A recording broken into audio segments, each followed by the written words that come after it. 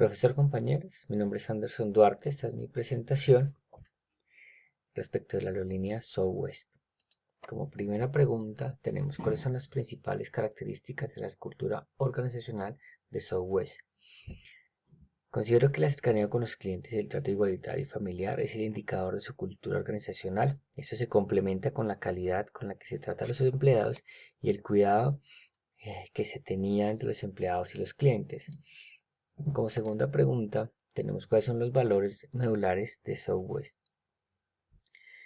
Yo creo que son muchos los valores medulares de la compañía, pero para hablar de esto debemos comenzar desde su creación, como la simplicidad en sus operaciones, basadas en su único tipo de avión, que sin más reparos, se basa en la rapidez hacia el servicio que necesita el usuario, una actitud altiva, entre comillas, frente al trato no excluyente de sus clientes, además el respeto basado en los vuelos directos, sin escalas en grandes aeropuertos, lo que la hace una aerolínea enfocada en el servicio y no en la ganancia, eso es importante. Por último, considero que la atención al cliente es un punto diferenciador, ya que su trato amigable hace que se sienta la aerolínea más cercana a las necesidades del cliente, pues obviamente siempre dar un trato igualitario a sus compañeros, a sus pasajeros.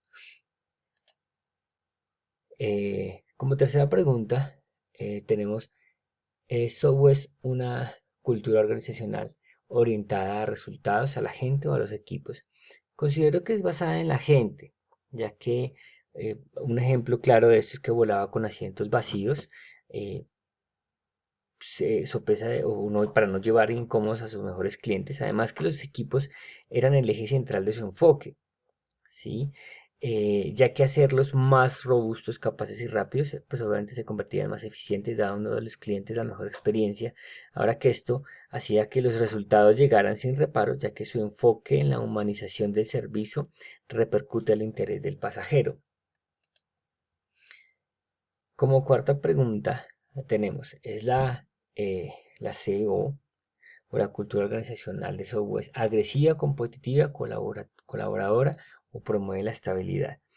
Yo creo que aunque a simple vista se puede creer que la estrategia era colaboradora, yo creo que está más alejado de esto de la realidad. Se debe tener en cuenta que siendo una compañía pequeña debía tener un eje diferenciador. Eso se revela en el análisis que hizo respecto a los equipos de las carreras de Indianápolis, con el objetivo obviamente de agilizar los vuelos. Esto tuvo como reducción del 30% de agilidad, dando como resultado que tenemos una estrategia competitiva con el objetivo de convertirse en una aerolínea rápida y eficiente. Como quinta pregunta tenemos, ¿es fuerte el grado de formalización de la cultura organizacional de Southwest? Considero que la formalización es muy fuerte y esto obviamente para la flexibilidad requerida en la nueva etapa es un poco, va en contra, ya que muchas de las grandes aerolíneas presentan cambios estructurales donde las convierten en competidoras fuertes.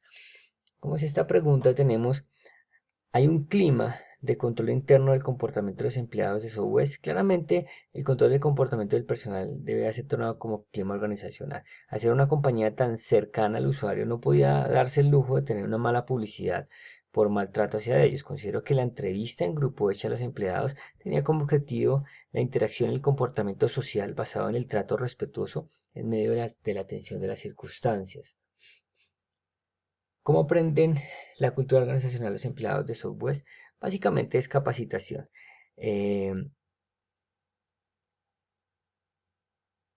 la estrategia es aprendida, como lo enunciamos desde la misma operación, es decir, desde la interacción con los propios actores y responsables de aplicarla a los clientes, que son los empleados.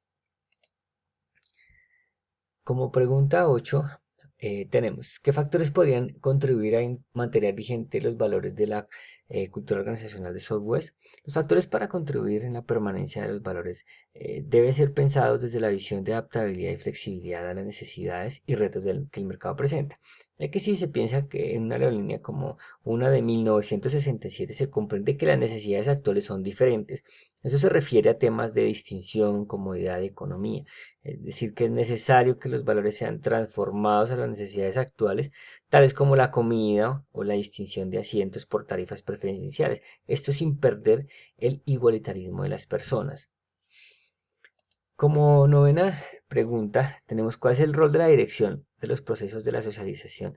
en mantener el status quo del clima organizacional. Yo creo que es importante entender que lo que es arriba es abajo, lo que es adentro es afuera, y el rol de la dirección es totalmente clave. Uno de los principios de la gestión de los proyectos se refiere que como es en la base, es la pirámide. Obviamente lo es en la cima también. Esto quiere decir que si la dirección no promueve la cultura, es difícil que los equipos desarrollen y apliquen los principios de la compañía. Como décima pregunta tenemos qué tipo de prácticas desarrolla Software que podría promover la ética de sus empleados y eh, una cultura organizacional positiva. Que la principal causa identificada se refiere a la educación impartida por las propias personas que piensan o que prestan el servicio, ya que ellas asimismo son responsables de que la cultura perdure, no solo en la educación impartida, sino a su vez en el ejemplo que se debe dar. Esto se complementa con la versatilidad de funciones en la que cada miembro del equipo es capaz de desempeñar cualquiera de estas, creando equipos interdisciplinarios y autogestionados. Como pregunta 11, tenemos, ¿existe características en la cultura organizacional de software que podrían convertirse en disfuncionales ante eventuales cambios de estrategia? Creo que básicamente hay varias características que a futuro podrían no generar resultados esperados. Una de ellas es la falta de conexión entre aerolíneas. Esta flexibilidad ahora es importante dado los complejos circuitos de interconexiones entre aerolíneas. Eh, otro grado es la alimentación. Según las experiencias, American Airlines, al momento de cubrir una necesidad económica, lo que decidió fue suprimir la alimentación en los vuelos y solo dar maní. Esto hizo que los vuelos bajaran un 5%. Finalmente, considero que la falta de distinción en las sillas hace que se convierta en un tipo de transporte público y esto está en discordancia con una tarifa diferencial que los pasajeros. Debería cambiarse esto por escogencia de asientos sin perder el igualitarismo. Y como último, identifique posibles barreras para el cambio organizacional y obstáculos posibles ante la diversidad de su personal.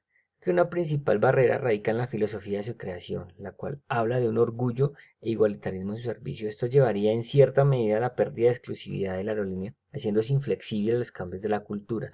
En cuanto a la diversidad de su personal, como se menciona, la informalidad en su vestimenta puede en un momento ser tomado como poca seriedad en la atención. Considero que es importante subir el nivel de atención, ya que obviamente la cercanía y la exclusividad sin perder en familiaridad. Esto se requeriría que la compañía se enunciara en este momento como una compañía un poco exclusiva, un poco más gerencial, aunque no fuera así, pero poderse presentar como una aerolínea muy ejecutiva, muy acorde a necesidades, muy pequeña, pero con altos estándares.